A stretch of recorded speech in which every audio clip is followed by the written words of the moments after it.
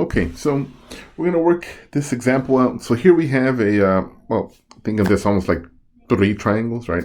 The larger triangle here.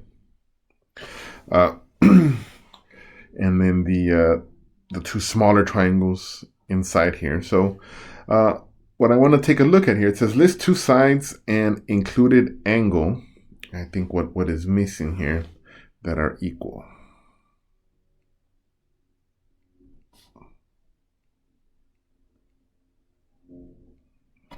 Are equal.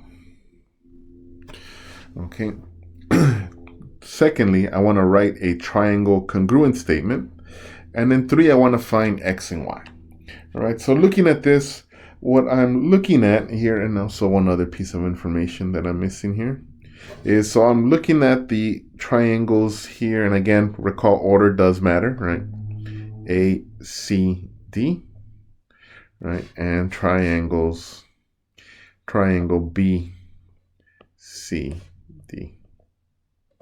Okay, all right.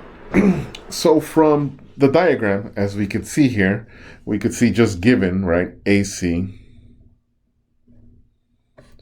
is congruent to CB. That's just given, right? That's from the diagram. And also we could see the share aside. So of course, CD congruent to CD.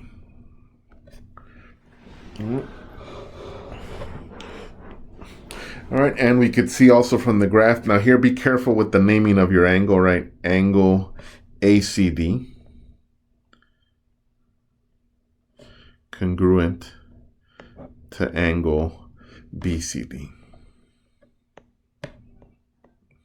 All right, and again, this is all just given information, right? I'm just using what I see from the graph.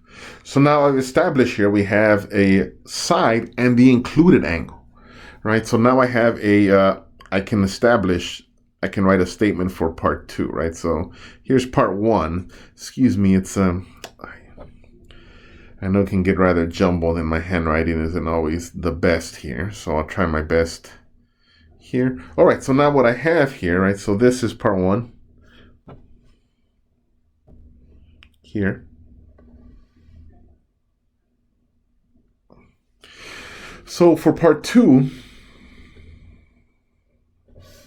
we can make the statement, all right, that means that based off of this triangle ACD,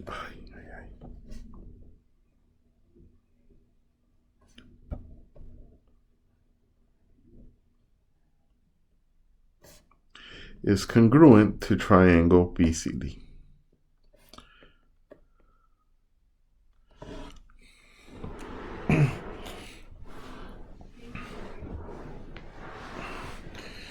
Okay. And then again, the reason here, we could say because of side angle side. Okay. All right. So right away, we can establish that, right? That is our reasoning. I don't need to explain any further, right? We have a reason. Okay, now let's take a look at the third part, finding x and y. Now, the first one, or y, I should say, is the easier one, right? Since AB, we see is given is equal to 20, right? But also I know that AD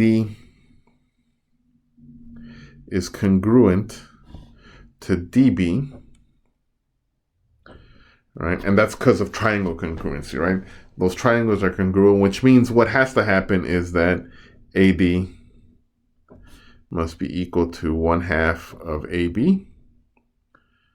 And AD is Y, so that means Y must be 10. Okay? All right, so now we've established that.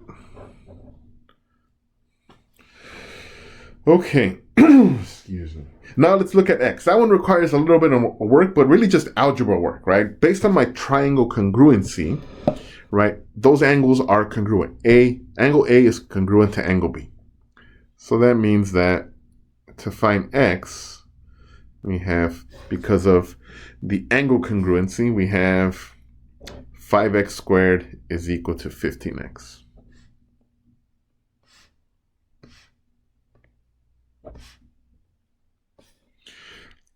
All right.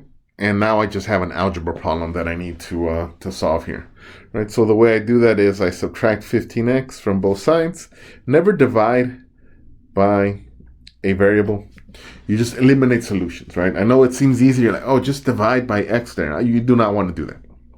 All right, you don't want to do that here. So here we'll have 5x squared. The proper way of doing this is subtracting and then factoring. Right, these have a common factor of 5x.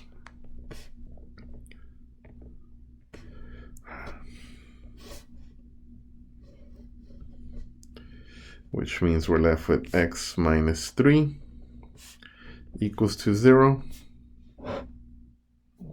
And here we have x equals 0 or x equals 3 is my solution here, right? Now, in this case, x equals 0 doesn't make sense. We could see that if it was 0 degrees, we wouldn't have a triangle. So this is kind of a, in terms of my application, a nonsense solution, right? It doesn't make sense here for the figure that I see. So there's really only one value, right? X equals to 3. All right. Thank you.